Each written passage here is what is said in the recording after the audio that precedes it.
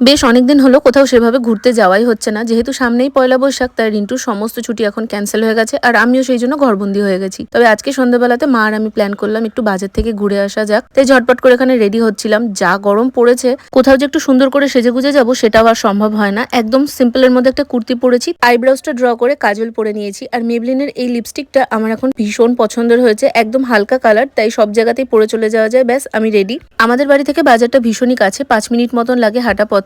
কয়েকটা গ্রসারির জিনিস নেওয়ার ছিল, সেগুলো প্রথমে নিয়ে নিয়েছি। আর রাস্তায় বেরোবো, কিছু খাবো না তা তো হতেই পারে না, মাকে বললাম চটপটি খাওয়াতে, তাই জন্য এখান থেকে নিয়েছিলাম চটপটি। তবে এটা দেখে যতটা টেম্পটিং লাগছিল, এখন ভিডিওতে ভয়েস দেওয়ার সময় তো আমার লোভ লাগছে। আর এর জন্য নিয়েছিল মা মিষ্টি, আর তার সঙ্গে নিয়েছিল সিঙ্গাড়া। ব্যাস আমাদের ঘোরা কমপ্লিট, চলে আসলাম বাড়ি। আর আমার তো মন পড়ে আছে কতক্ষণে বাড়ি গিয়ে চটপটিটা খাবো।